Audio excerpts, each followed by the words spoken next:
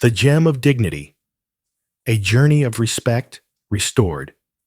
In the bustling town of Maplewood, New Hampshire, the Radiant Star jewelry store gleamed like a beacon of opulence. Winter winds swept through the streets, dusting the cobblestones with snow as the townsfolk hurried past. On a crisp morning, Eleanor, a 72-year-old widow, approached the shop, her steps slow but determined. Her faded coat and knitted shawl stood in stark contrast to the polished elegance of the store's facade. Radiant Star was a world apart from her quiet village life, a place of luxury she rarely visited. The bell above the door tinkled as Eleanor stepped inside, her breath catching at the sight within. Crystal chandeliers cast a golden glow over glass cases filled with sparkling treasures. Employees in crisp uniforms stood behind counters, their smiles reserved for the well-heeled clientele. Eleanor's heart fluttered with hope. She'd come to buy a ring for her grandson's engagement. "Good morning," she said softly, her voice quivering as she addressed a young clerk, Sophie. Sophie's eyes flicked over Eleanor, her lips tightening into a thin, dismissive line. "Morning," Sophie replied curtly. "What do you want?" "I'd like to see that gold ring with the emerald," Eleanor said, pointing to a display in the corner. Sophie smirked, barely hiding her disdain. "That one? It's quite pricey, you know." Eleanor nodded, unfazed. "I've saved for it. Could you show it to me, please?" Sophie sighed, glancing at the manager, Mr. Harold, who stood nearby adjusting his tie. "Mr. Harold," Sophie called, her tone dripping with mockery. "She wants the emerald ring."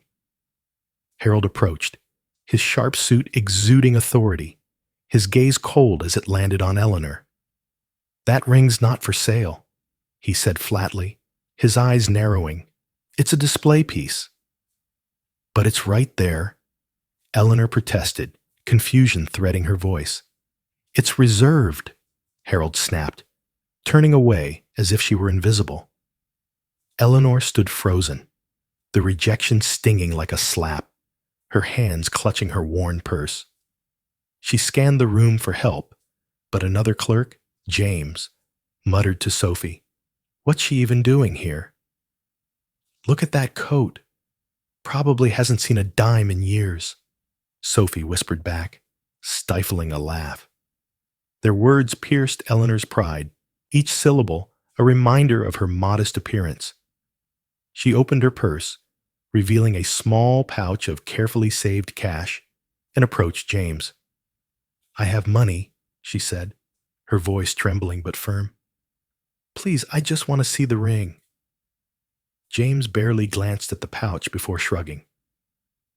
"We don't deal in cash here, cards only." "It's for my grandson," Eleanor pressed, desperation creeping in. "I've saved for years." "Try a thrift shop," James said with a sneer. "This place isn't for you." The weight of their scorn crushed her spirit, her dream of surprising her grandson slipping away. Eleanor turned toward the door, her legs heavy, the laughter behind her echoing in her ears. "Why do they judge me like this?" she whispered to herself, stepping into the biting cold. Her eyes stung with unshed tears, but beneath the hurt, a spark of defiance flickered. She wouldn't let this stand, not for herself, not for others like her. Eleanor lingered outside, the wind tugging at her shawl, replaying the humiliation in her mind. Then, determined, she re-entered the store, the bell jingling with her resolve. Sophie groaned audibly. "Back again?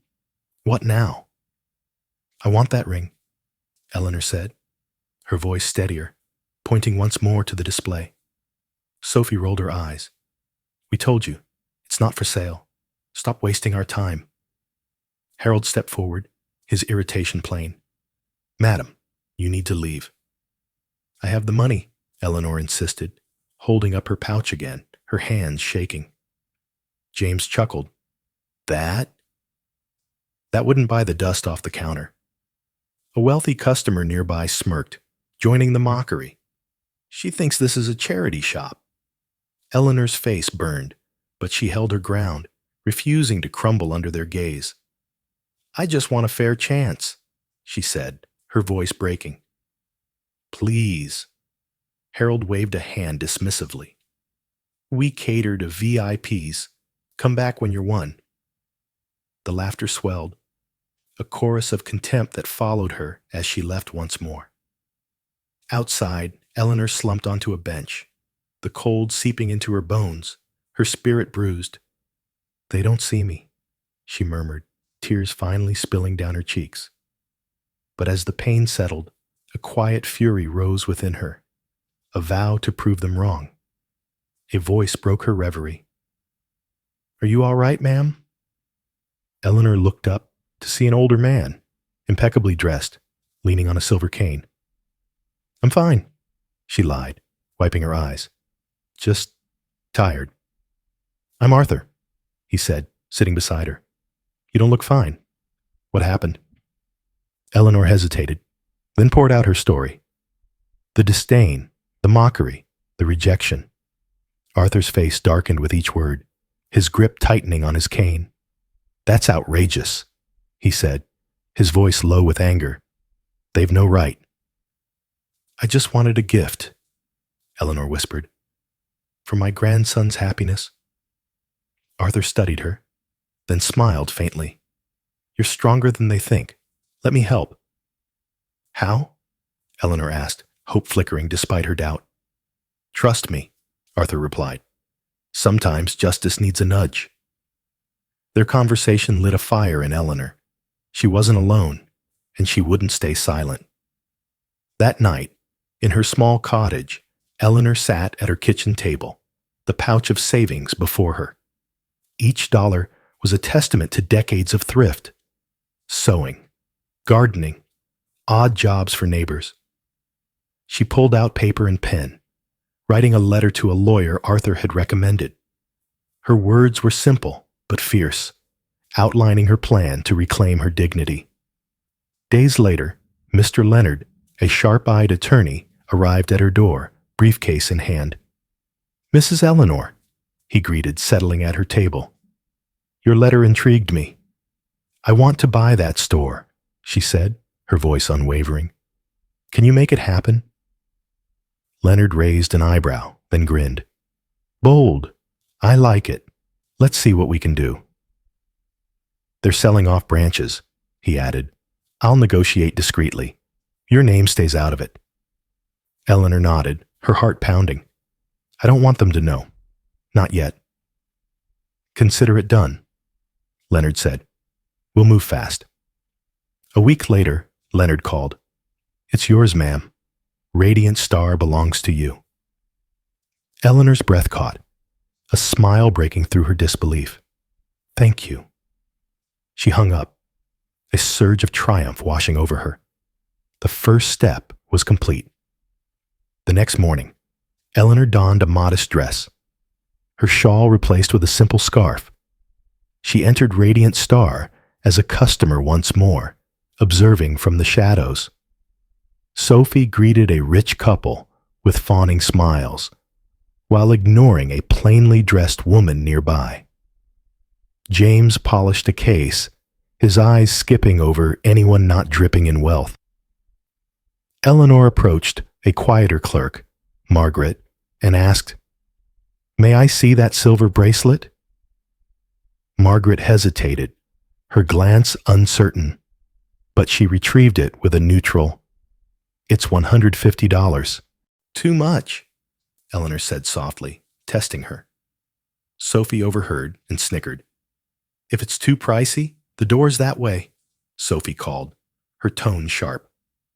Eleanor left without a word, her resolve hardening. She'd seen enough. She met Leonard at a cafe, her voice firm. I want their records. Who's worth keeping? I'll get them, Leonard said, scribbling notes. Planning a clean sweep? Not yet, Eleanor replied. I need to know who they've hurt besides me. Over the next days, Eleanor watched from afar, noting the staff's two-faced ways. A man in worn boots was brushed off, while a fur-clad woman received endless attention. Margaret, though reserved, at least served everyone, unlike Sophie and James. That evening, Eleanor reviewed Leonard's findings with Arthur at her cottage. They're rotten, she said, her voice steady. I want change, not just revenge. Arthur nodded. You're building something better. How will you start? A test, Eleanor said. I'll send someone in, see how they treat him. The next day, Leonard entered Radiant Star in a plain jacket, posing as a customer. Good morning, he said to James. I'd like to see that emerald ring. James smirked. It's $1,500. Sure you can handle that? I'd like to try, Leonard replied, calm despite the jab. We need to check your credit first, James said, his tone icy. No wasting time. Sophie whispered to Harold, another dreamer.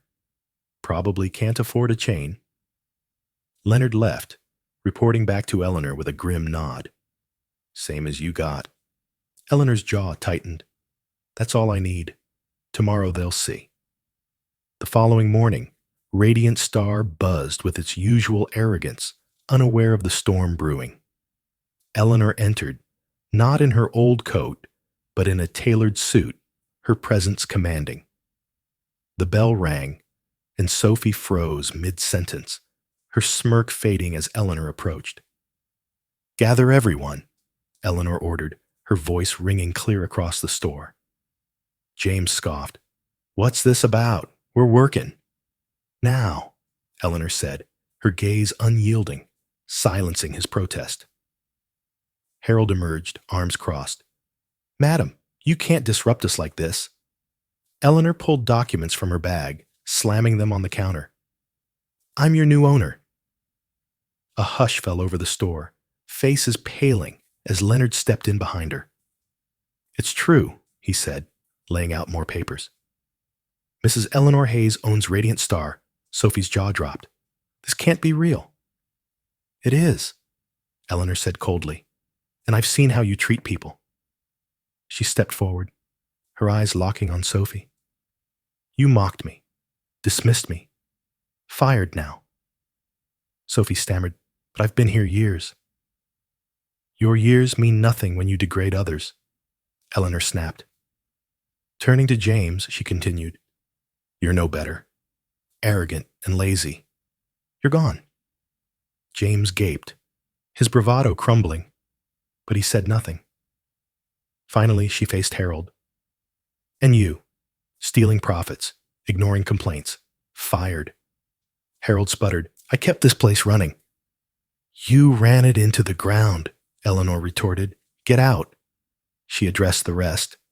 I'm here to make this a place of respect. For everyone. Stay if you agree. Margaret stepped forward, her voice quiet. I'll stay. I believe in fairness. Eleanor nodded. Good. Help me rebuild.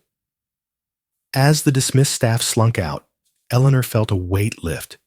Justice had begun. The next day, Eleanor gathered the remaining team, her vision clear and firm. This store will welcome all, she said. No one will be judged here again. She appointed Margaret as head trainer, tasking her with teaching respect and care. Younger staff, like Quiet Emily from inventory, were promoted for their diligence. Eleanor hired new faces, kind, eager workers like Thomas, a former barista with a warm smile. I want every customer to feel valued, Thomas said at his interview, earning his spot. Soon, Radiant Star transformed. Softened lights, a kind gem section for affordable pieces. A sign hung proudly, respect for all, no exceptions. One day, a shy woman in a patched coat entered, hesitating at the threshold. Thomas greeted her brightly. Welcome. Looking for something special? Just a small gift. she said, her voice low. I don't have much. We've got just the thing, Thomas replied, guiding her to kind gems with a grin. She left with a silver locket, her eyes shining. A story that spread through Maplewood. Eleanor watched from the counter, her heart swelling. This was her dream realized. She held a press event, sharing her tale of humiliation turned triumph. No one's worth lies in their clothes, she told reporters. This store proves that. The media hailed her as a beacon of change, her story rippling beyond the town. Eleanor funneled profits into scholarships, naming them Emerald Futures for local youth. Annual events celebrated customers, filling Radiant Star with laughter and gratitude. One afternoon, a regular clasped Eleanor's hand. You've shown us kindness matters more than gold. Eleanor smiled, her journey complete, the store now a haven of dignity and hope. Months later, a letter arrived from her grandson, thanking her for the ring she'd finally bought. Gran, you're my hero, he wrote. This place you've made, it's magic. Radiant Star stood as a testament to Eleanor's strength, a jewel of humanity in Maplewood. If you like this story, please give it a like. Subscribe to our channel. Your support keeps us sharing tales like this. We're so grateful. See you soon.